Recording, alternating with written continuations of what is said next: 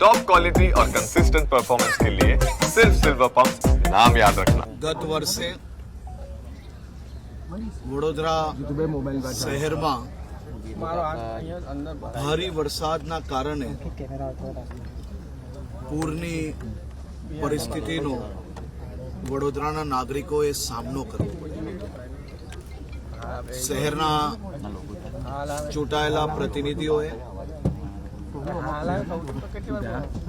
અને અમે સૌએ સાથે મળીને વિશ્વામિત્રી નદીનું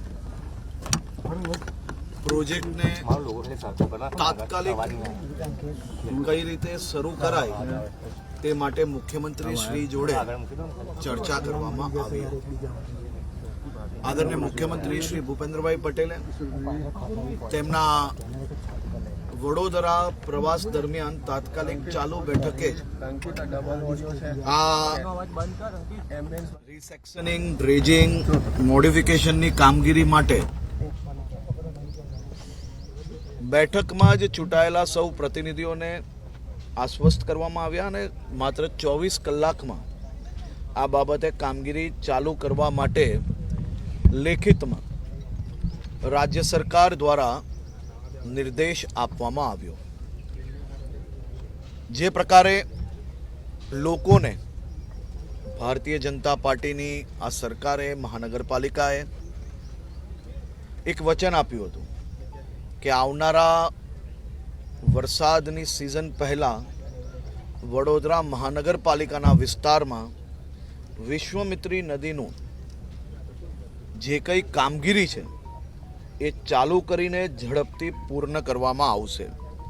હું આજે વિશ્વામિત્રી નદીના પ્રોજેક્ટના રિવ્યૂ માટે આવ્યો છું। હમણાં સાઇટ વિઝિટ કરી છે। આના પછી આની એક ડિટેલ પ્રેઝન્ટેશન જોડે બેઠક છે। કુલ મળીને 24 કિલોમીટરના પટમાં જે રિસેક્શનિંગનું કામ છે, ડ્રેજિંગનું કામ છે, મોડિફિકેશનનું કામગીરી છે, 15 લાખ ક્યુબિક મીટરની જે વાત હતી, હું વડોદરા મહાનગરપાલિકાની આખી ટીમને અભિનંદન આપું છું કે 100 દિવસમાં આ પ્રોજેક્ટ પૂર્ણ કરવાનું વિચાર્યું અને 100 દિવસમાં આ પ્રોજેક્ટ કઈ રીતે પૂર્ણ થઈ શકશે તે માટે અલગ અલગ સ્તર પર અનેકવાર બેઠકો થઈ, ચર્ચાઓ થઈ, એના પ્લાનિંગના માધ્યમથી એ કામગીરી ચાલુ કરવામાં આવી છે। આજે વડોદરાના સૌ નાગરિકોને જણાવતા મને આનંદ થાય છે કે માત્ર 45 દિવસમાં 50%થી વધારે કામગીરી પૂર્ણ કરવામાં આવી છે। દરરોજનું ટાર્ગેટ હતું 1% કામ। 15 લાખ ક્યુબિક મીટરની જે વાત હતી એમાંથી 7.5 લાખથી વધારે કામગીરી પૂર્ણ કરી લેવામાં આવી છે, જે ખૂબ મોટી સફળતા છે। અને આ જ પ્રકારે આ કામગીરીને વધુ ઝડપથી આવનારા દિવસોમાં કઈ રીતે ચલાવી શકાય તે માટે એક બેઠકનું આયોજન આજે વડોદરા ખાતે કરવામાં આવ્યું છે અને આની ડિટેલ બેઠક પૂર્ણ થયા પછી આપ સૌ લોકો જોડે જરૂરથી અમે ચર્ચા કરીશું। કોર્પોરેશન દ્વારા સિંચાઈ વિભાગ દ્વારા ગોકળગાયની ગતિએ કામ ચાલી રહ્યું છે, તો વડોદરા શહેરને ફરીવાર આનો ભોગ બનવું પડે એવું લાગે છે? ભાઈ, આ કામગીરી 100 દિવસની અંદર દેશમાં પહેલું શહેર બનવાનું છે। વડોદરા શહેર, વડોદરા મહાનગરપાલિકા આ દેશની પહેલી એવી ઘટના હશે કે જ્યાં આટલી ઝડપથી માત્ર વિચારવું, કહેવું, વાયદો આપવો એટલું જ નહીં, પરંતુ સંપૂર્ણ પ્રોસેસ પૂર્ણ કર્યા પછી, ટેન્ડર પ્રોસેસની વાત હોય તો એ પૂર્ણ કર્યા પછી આટલા જ દિવસોની અંદર 50%થી ઉપર કામગીરી પૂર્ણ થઈ ગઈ છે। અને વરસાદ પહેલાં મહાનગરપાલિકા ક્ષેત્રની જે આપણે વાત હતી એ સંપૂર્ણ કામગીરી પૂર્ણ થઈ જશે અને સિંચાઈ વિભાગને બી આજે બોલાવવામાં આવ્યા છે અને તમામ દિશાએ તમામ વિભાગો ઝડપથી જ કામ કરશે અને આ કામગીરી આવનારા વર્ષ સુધી વડોદરા શહેરના સૌ નાગરિકો માટે ખૂબ જ ઉપયોગી બનવા જઈ રહી છે। આ કામગીરીમાં તમામ લોકો પોતપોતાની શક્તિ પ્રમાણે સહયોગ આપે। સહયોગ એટલો જ આપવાનો છે કે આપણે સ્પિરિટ કોઈને ડાઉન કર્યા વગર વધુમાં વધુ મોરલ સપોર્ટ કઈ રીતે કરી શકીએ અને આખા વડોદરાના જીવાદોરી, વડોદરાને આશીર્વાદ રૂપી આજે યોજના છે અને કામગીરી કઈ રીતે પૂર્ણ કરી શકીએ તે દિશામાં આગળ વધવું. સમીક્ષા તમે કર્યા બાદ હવે શું સૂચનો આપશો? અત્યારે શું લાગી રહ્યું છે? સમીક્ષા પહેલા સૂચનો હોય ભાઈ, તમે જે નિરીક્ષણ કર્યું તેના પરથી તમે અત્યારે સમીક્ષાના આધારે જ સૂચન નક્કી થાય. સમીક્ષા પહેલા જ તમે સૂચન પૂછી લેશો ભાઈ. સાહેબ વિશ્વામિત્રી સિવાય વાત કરીએ પાકિસ્તાન માટે સરકારની શું તૈયારી છે, તો કઈ રીતના એ લોકોને પાછળ કરીને વડોદરામાં પણ 11 થી વધુ નાગરિકો અત્યારે રહી રહ્યા છે.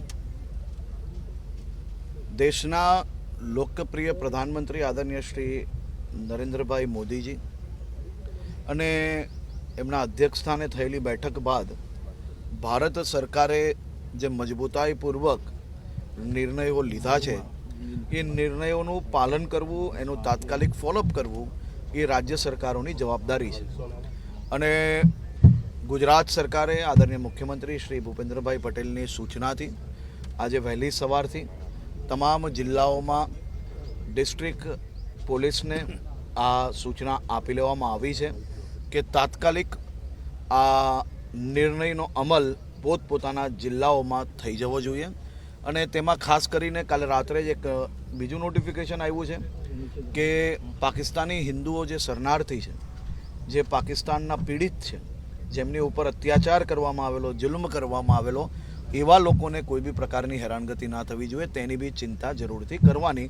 અને આ પ્રકારના જેટલા બી લોકો છે જે પાકિસ્તાની છે, જે અલગ અલગ નોર્મ્સના આધારે, કોઈ વિઝાના આધારે જે ગુજરાતમાં છે, તે તમામ લોકોને જે સમય આપવામાં આવેલો ભારત સરકારમાં એ સમય પહેલાં અહીંયાથી મોકલી લેવામાં આવશે. કેન્દ્ર સરકારનું અલ્ટિમેટમ છે, પણ સાહેબ આપણે એક એક વ્યક્તિ સુધી પહોંચ્યા છે કે પછી એ છેલ્લી ઘડીએ એવું ના થાય કે એ વ્યક્તિ આપણા નજરોથી અલિપ્ત થાય? આ પ્રકારની કામગીરી તમામ જે પણ ગુજરાતમાં પાકિસ્તાનીઓ રહે છે જેને અલ્ટિમેટમ છે દેશ છોડવાનું, જેટલા લોકોને દેશ છોડવાનું અલ્ટિમેટમ છે તે સૌ લોકો લોકલ પોલીસની એસઓજી દ્વારા, સ્પેશિયલ બ્રાન્ચ દ્વારા તે સૌ લોકોને દેશ છોડવા માટેની જે કોઈ પ્રક્રિયા છે ચાલુ કરી લેવામાં આવી છે.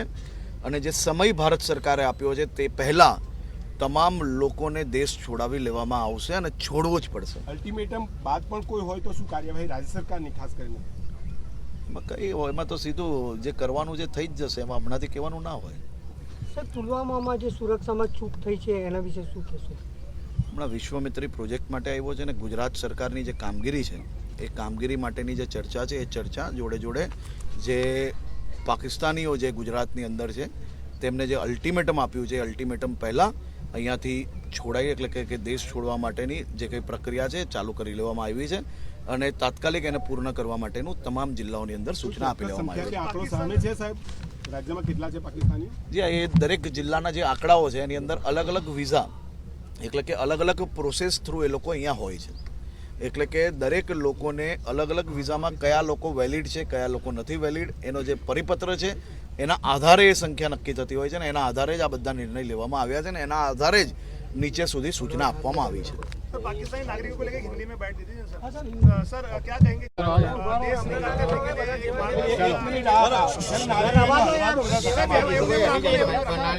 क्या कहेंगे શાંતિ રાખો. कितने पाकिस्तानी नागरिक किस तरह से पाकिस्तान में भेजा जाएगा गुजरात सरकार के द्वारा? देश के